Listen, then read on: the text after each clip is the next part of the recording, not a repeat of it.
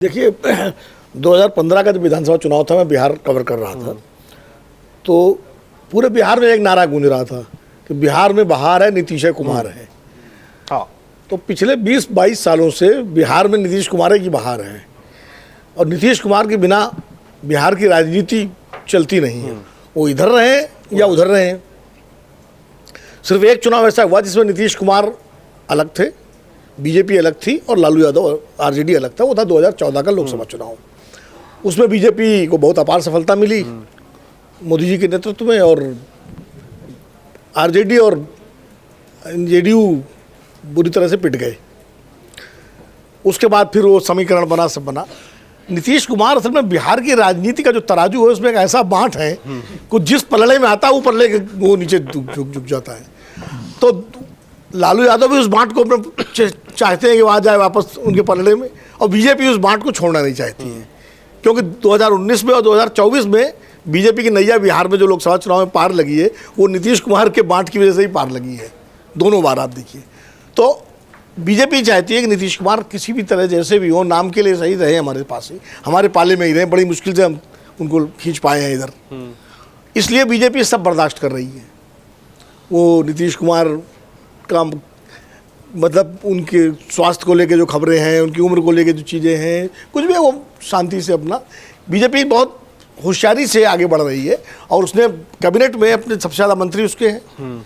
आज की तारीख में गठबंधन में सबसे बड़ी पार्टी वो है, और नीतीश कुमार के सहारे वो पूरे बिहार में अगली बार अपनी सरकार बनाना चाहती है। लेकिन नीतीश कुमार की जो इस तरह की रोज़ खबरें आती हैं वो एक चिंता का सबब भी है, क्योंकि आरजेडी, कांग्रेस, प्रशांत किशोर, ये जो एंटी एनडीए समूह है राजनीति का, वो नीतीश कुमार के इस दशा को ही मुद्दा बना रहा है कि भाई बिहार का मुख्यमंत्री स्थल।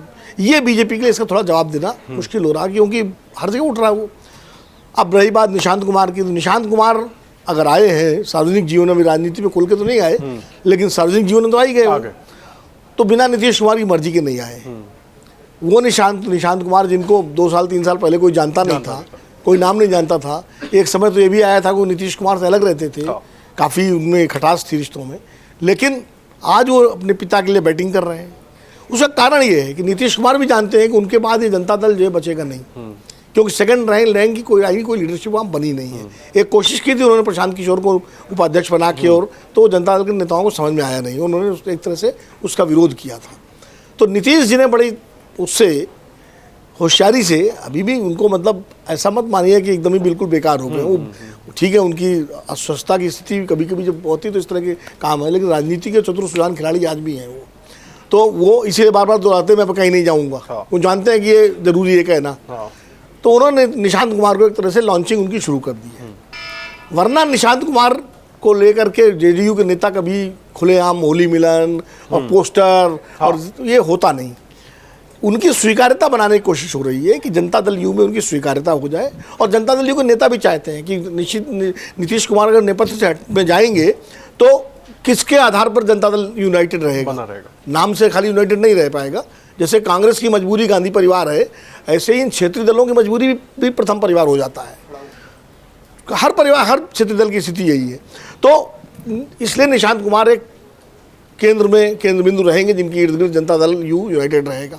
वो भी कोशिश है, और भारतीय जनता पार्टी शांति के साथ इस डेवलपमेंट को इसलिए देख रही है कि नीतीश कुमार, जैसा कि समीर भी कह रहे हैं कि चुनाव में नतीजे अगर उनके हक में आते हैं तो ये प्रस्ताव रखे कि भाई निशांत कुमार को डिप्टी सीएम बना के और बीजेपी पर चीफ मिनिस्टर बना ले। ये कोशिश होगी, और इसके लिए शायद नीतीश कुमार तैयार भी हो जाए उस स्थिति में जो हालात आज की तारीख में है। ठीक है। अगर आप ये वीडियो YouTube पर देख रहे हैं तो हमारे चैनल को सब्सक्राइब कर बेल आइकन दबाएं, और Facebook पर देख रहे हैं तो हमारे पेज को लाइक करें। 8 मिलियन प्लस सब्सक्राइबर, आपके इस भरोसे के लिए बहुत धन्यवाद।